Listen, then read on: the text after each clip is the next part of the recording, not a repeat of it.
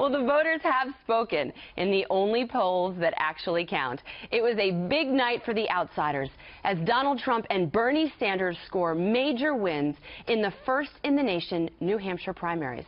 This is the hope for the GOP establishment to rally around a single candidate to take on Trump appears shelved for now.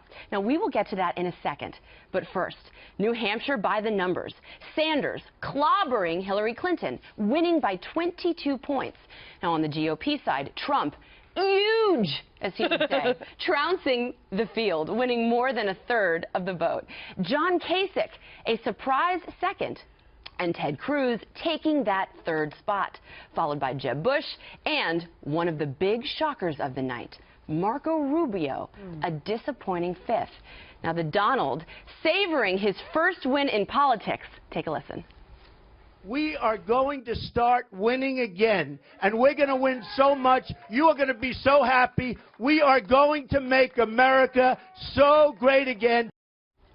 And we have John Kasich hoping that his strong finish in the Granite State can translate into a big win in South Carolina 10 days from now.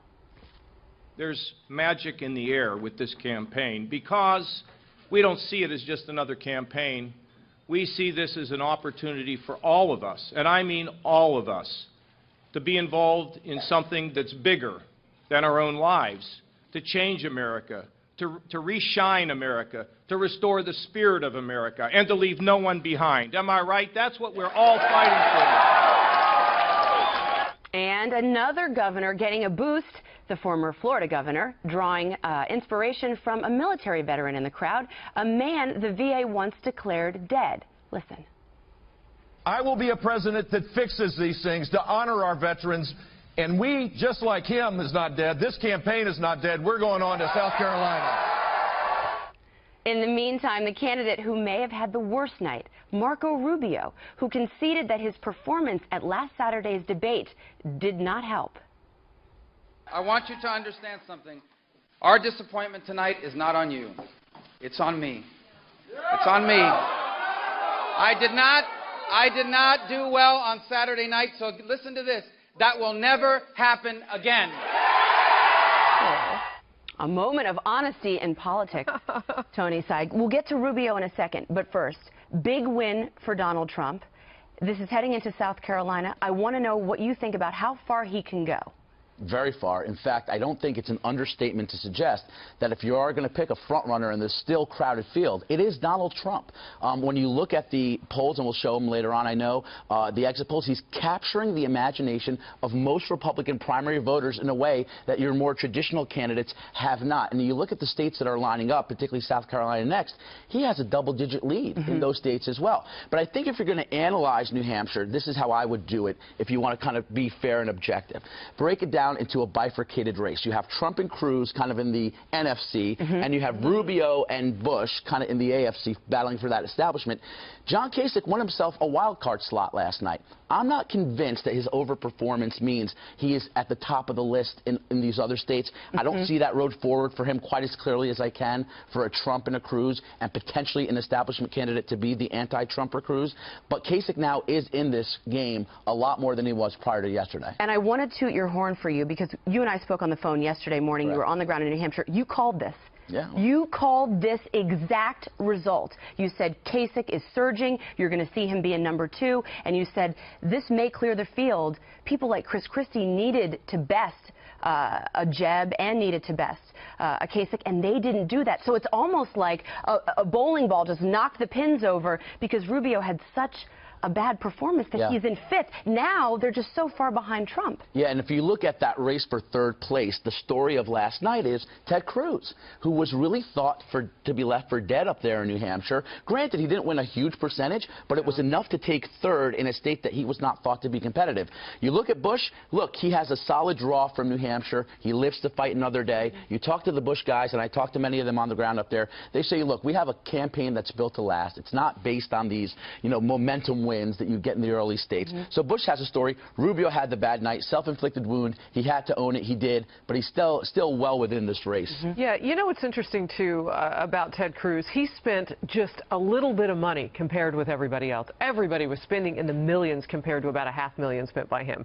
So he was not intending to do as much as he did last night. John Kasich, though, had another phenomenon happening, and I know we're going to drill down later in the hour about Republicans and their breakdown for supporting John Kasich, but he had Democrats who were leaving the polling last night and saying that they felt like they had two choices, and it's not whom you think. Their choices were between Hillary Clinton and not Bernie Sanders. They were saying John Kasich. Many of them fell to the way as late deciders for John Kasich. So he's done a couple of things. He's gone in and ignited those Republicans who didn't want to go anywhere else, establishment-wise, chose him perhaps. But he's also done something for the Democrats, which may signal that Democrats want more choice, Julie. They're not happy with those two choices. They're willing to even look outside the party for another answer. I think you're talking about independents because Democrats actually couldn't vote in Some of them were? But independents, yes. Or just not decided. Kasich's right. Undecided voters is where Kasich did so well, you're right. The irony of all of this to me is that you had, on the one hand, Chris Christie, who we all discussed last week, whether that debate, or earlier in the week, whether that debate was going to help Chris Christie. He strapped on a suicide vest, right, and blew himself up. No, but he took Marco Rubio down with him, which is, you know, I don't know if that's going to benefit him. But Rubio did the right thing. Rubio, by the way, props to Rubio for standing up and acknowledging that he had a bad night, because he didn't acknowledge that for days and days and days on end. He finally did what he had to do yesterday and say, you know what, I'm not going to do this anymore. The Democrats, what's so interesting about what happened with the Democrats, and I don't know if people realize this, which is, you know, I'm going to criticize my own party for a second. Hillary Clinton got shellacked yesterday and yet walked out of New Hampshire with more delegates than Bernie Sanders. We're getting to the Democrats in the next block, so let's stay on Republicans, though, Melissa. Julie said, you know, something very, very astute. Chris Christie took down Marco Rubio. That was my exact wounded point. him, and now you see they're already taking ads, and by all of them, I mean, as Tony says, the AFC contenders taking out ads in South Carolina to destroy each other. Does this just pave the way for Trump while they all just kill each other? I mean, for Chris Christie, this is the second time he entered into a murder-suicide pact with another Republican. I mean, think about it. Last time around with Mitt Romney, he did the bro hug, and we all knew that day. I mean, he killed Mitt Romney in his tracks. This time he took out Marco Rubio, the other guy that, you know, was going to be out there for the establishment that had the really, a lot of people thought, the best chance to take on Trump. He did it again, and both times he hurt himself at least as much, if not more. I mean, here he is coming in sixth. It took him so long to recover from that bro hug. Now he does it again. I mean, I think a lot of people in the Republican Party would like to see Chris Christie go away. Let me give you some interesting statistics about Christie really quickly. Rudy Giuliani did not campaign whatsoever in New Hampshire back in 2008. He skipped New Hampshire, if you recall, and went down to Florida. Big mistake. He got almost the same number of votes as Chris Christie, who had more town hall meetings than anybody else. What does that say about Chris Christie's sustainability in New Hampshire? Virtually non-existent. I'll say this. John Kasich, as much as he did surprise, and I did discuss that with Andrea, it was almost like getting a stock tip in New Hampshire. People were coming up to me in all corners of the state. Hey, keep an eye on Kasich, keep an eye on Kasich. Don't forget, though, he got about the same percentage as John Huntsman did 4 years ago. John Huntsman was a very popular, moderate governor who many people felt appealed to Democrats. He was an Obama administration appointee. I don't know if that story sells much further past New Hampshire. I was going to ask you that. I don't see it selling. You've got to keep an eye on Kasich. Not all overperformance stories are created equal. Well, not to mention the fact that I don't know another state that he will have the ground staff to do 106 town hall events. I just don't know how he's going to do that. They would already have to be residents in those states for him to be able to do that, because he's got to move so many people, I would imagine. The other thing, too, is those people who were coming out of the polls, and you're right, I mean, these were people who say that they have voted Democrat in the past, whatever. But they said, you know, at one of the town halls, he was asked, so are you more like Bernie Sanders or Hillary Clinton, which was awkward for him. You would think. He said, I'm right in the middle. Crazy, did you see it? Crazy answer. So what was up with that? Answer. That was an answer designed to obviously get those votes, but that's going to come back and haunt him. When he got them there, can he get them moving forward? I'm not sure Republicans want to nominate someone who calls themselves a moderate Democrat. He